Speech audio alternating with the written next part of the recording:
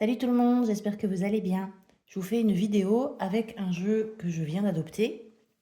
C'est un jeu euh, qui est un peu dans ma liste depuis longtemps, dans ma liste de base, on va dire. Bon, moi, c'est un peu un jeu de base, un jeu un peu un classique, je sais pas, à avoir dans sa collection. Et, euh, et voilà, et je suis allée à Montpellier dernièrement, dans une boutique que j'aime bien. Il y avait une belle réédition, donc voilà, je l'ai pris. On l'appelle tarot, mais pour moi c'est plus un oracle dans sa structure, même s'il a 78 cartes, on verra que on n'a pas 22 majeurs et 4 suites. Voilà, il n'est pas construit comme ça, donc il n'a de tarot que le nombre de cartes, mais finalement il a une structure plutôt d'oracle qui serait différent d'un tarot. C'est ce Symbolon, qui est un jeu qui est sorti en 93, je crois, au départ en 1993, qui a été créé donc par Peter Orban et Ingrid Zinel. Et les illustrations sont de Thea Weller. Et voilà, il a été réédité. Il était édité chez AGM et là, il y a eu en 2024 une réimpression avec le petit tampon de Dussert, qui du coup a fait une petite boîte un peu sympa, comme ça, boîte cloche. C'est chouette, parce que je crois que l'édition originelle de 1993, c'est une tugbox voilà, assez basique. Donc là, on est sur une boîte un peu plus solide, que moi je trouve jolie. Et voilà, c'est pas souvent que je garde les boîtes, je les trouve souvent moches ou trop fragiles. Là, pour le coup, elle est jolie.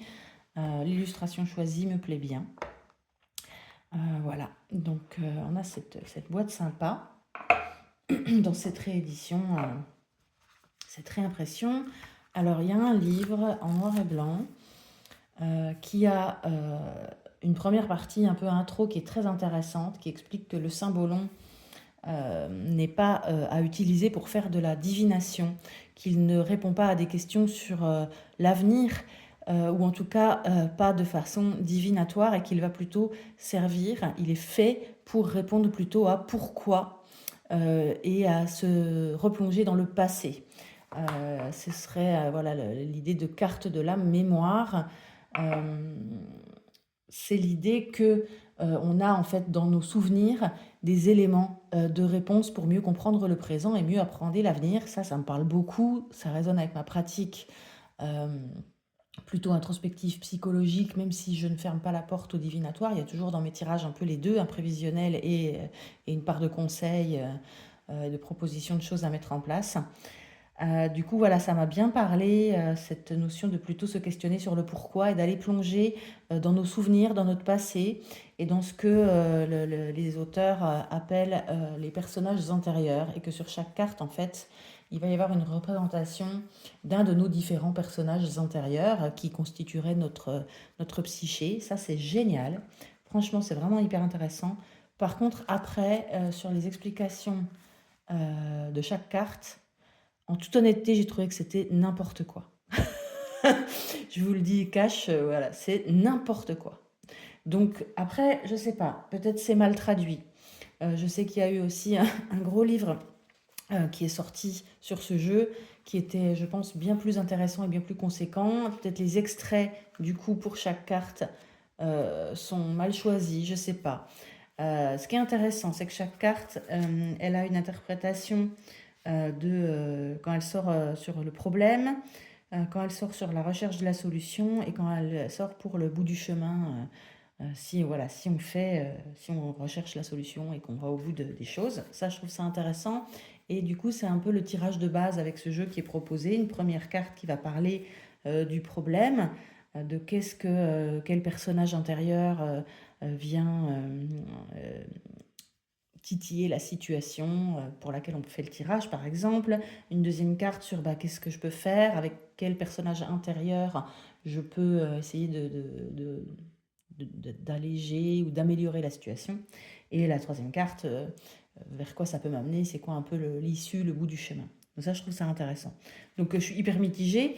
En fait, je dis voilà, c'était n'importe quoi, vraiment, chaque explication pour chaque carte, je trouve. Mais le livre est quand même intéressant pour l'explication l'utilité, enfin la façon d'utiliser le jeu, pourquoi il a été conçu. Ça, c'est cool, ça, c'est vraiment chouette et intéressant. Je vais essayer de ne pas faire trop long parce que si je dépasse 15 minutes, je ne pourrai pas mettre la vidéo sur Instagram. Donc voilà, on a un dos de cartes comme ça. Alors, c'est neutre, c'est bien doré. Il y a une lumière horrible, il fait un temps pourri aujourd'hui, mais je crois qu'on voit quand même bien. Voilà, on a un beau doré avec un très bel effet. Et puis, on verra que le cadre de l'autre côté, il est doré aussi. Donc, je me demande si je ne vais pas passer toutes les cartes au podcast doré, même sur les tranches. Je pense que ça peut faire vraiment joli. C'est juste que comme il y en a 78 et qu'on fait carte par carte dans ce cas-là pour pas faire des grosses ratures et des grosses traces de Posca, ça prend un peu de temps. Donc je verrai. Mais je le ferai bien, sachant que ça pourrait peut-être donner un peu plus de consistance aux cartes, parce qu'alors là, gros bémol, hein. La boîte, elle est super, mais ça se voit même pas à l'écran à quel point c'est du papier, quoi. Alors elles sont super souples, par contre je pense que du coup elles sont super fragiles. Pour moi elles sont vraiment trop fines. De mon point de vue c'est vraiment trop fin. Mais bon, c'est comme ça. Je me dis que peut-être si du coup je passe chaque carte au Posca doré, ça va venir mettre un peu de texture, de matière et peut-être un peu de rigidité aux cartes pour les renforcer peut-être. Allez, je vous les montre. C'est peut-être un jeu que vous connaissez déjà, mais voilà, je me dis qu'il y a peut-être des personnes qui ne le connaissent pas encore ou pas, voilà, pas en détail. Donc voilà, on a aussi du doré sur le cadre. Et puis c'est un jeu aussi que je trouvais intéressant parce qu'il y a l'astrologie, les signes du zodiaque, les planètes. Et voilà, il y a des combinaisons intéressantes en fonction des cartes. Et je me dis que c'est en plus un jeu que je peux par exemple utiliser avec l'oracle Béline, où il y a aussi les planètes, même si là, il n'y a pas que les 7 planètes fondamentales, il y a aussi les autres. Et voilà, c'est intéressant. Et donc, on va avoir au début 12 cartes, un peu, voilà, il y aurait cette idée d'arcane majeure, mais il n'y en a que 12, comme les 12 signes du zodiaque, qui à chaque fois sont reliés à une planète. Et donc, c'est les 12 premières. Je n'ai pas classé le jeu, mais j'ai juste mis, pas dans l'ordre des signes, mais en premier, les 12 cartes, entre guillemets, majeures du jeu. Et donc, on a des illustrations comme ça, avec beaucoup de détails. Il y a beaucoup, beaucoup de détails. C'est un jeu, je pense, qui est super pour faire du projectif. Se projeter dans la carte, décrire ce qu'on voit, où est-ce qu'on serait dans la carte, quel personnage on serait, ce que ça nous fait ressentir et en quoi ça vient résonner avec ce qu'on vit ou avec la thématique sur laquelle on a envie de travailler.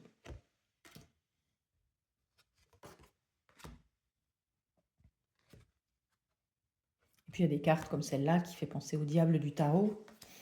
Là on pense à l'ermite, par exemple. Là on pense à tempérance, hein, quand même, de façon assez flagrante.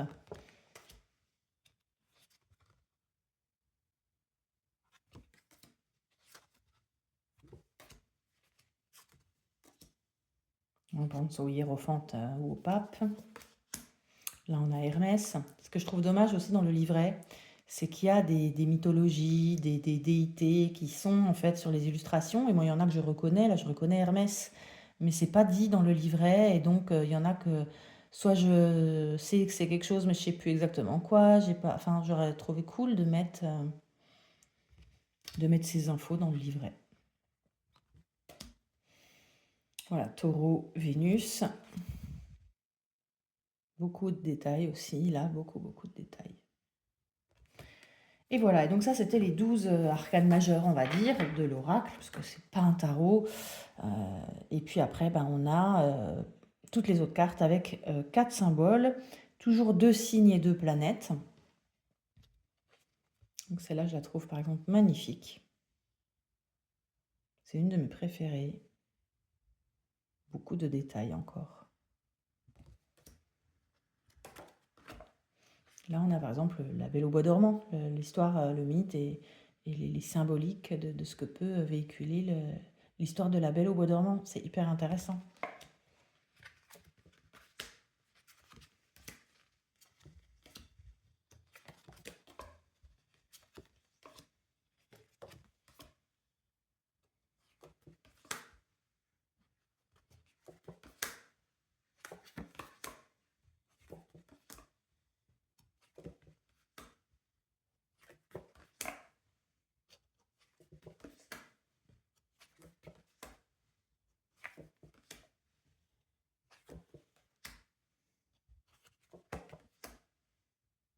Celle-là est très...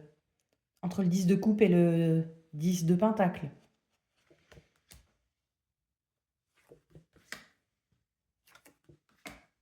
On a des personnages qui reviennent, comme ce fou du roi, qui est sur plusieurs cartes dans des situations différentes. On a le Graal, très as de coupe.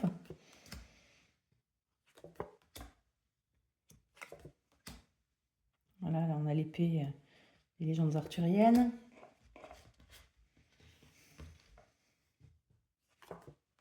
Celle-là est super belle, je trouve. C'est très le mât du tarot. Très cavalier d'épée, celle-là.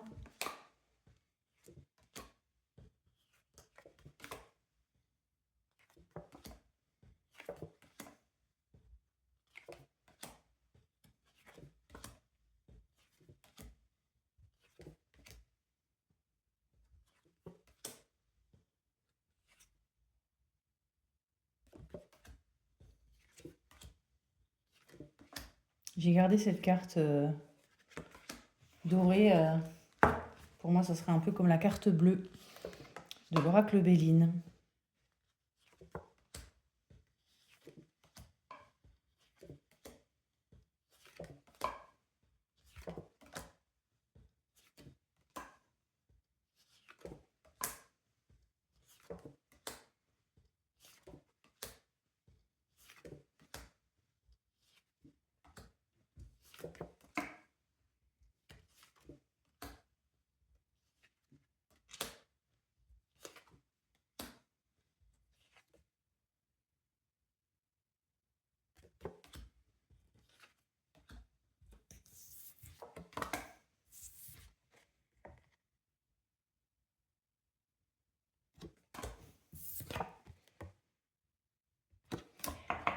Voilà pour ce jeu.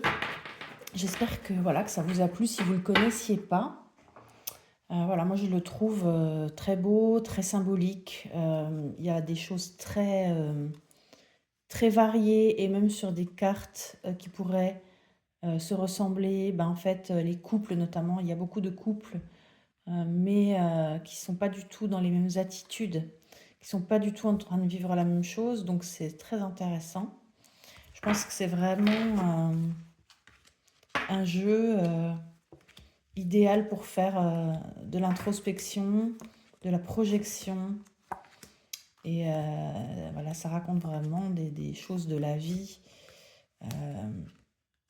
universelle.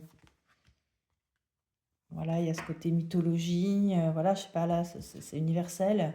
En tant que femme, est-ce qu'on choisit d'être une mère ou une femme, je sais pas, une amante, une femme libre, et avec de chaque côté les outils, en fait, enfin, les artefacts sont les artefacts de la mère, et là les artefacts de la femme, et c'est une dualité, voilà, qui parlera, je pense, à beaucoup de femmes, à beaucoup de mères.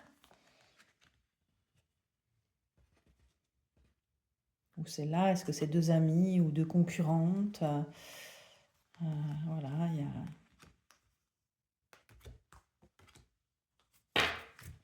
il y a vraiment pas mal de choses, ça recouvre beaucoup de choses de la vie. Donc voilà, et puis le dos des cartes, je trouve, est sobre mais joli. Je vous remets, hop, la boîte pour info. Donc c'est voilà, le cymbolon, qui est plutôt une sorte d'oracle. Il y a 78 cartes pour un peu comme un tarot, mais il y a une structure qui est différente. Et donc il est réédité, il est de 1993 à la base, mais il est réédité là chez Dussert. Et voilà, et j'espère que vous allez bien. Et je vous souhaite de bien profiter. Et voilà, et je vous dis à bientôt. Prenez soin de vous.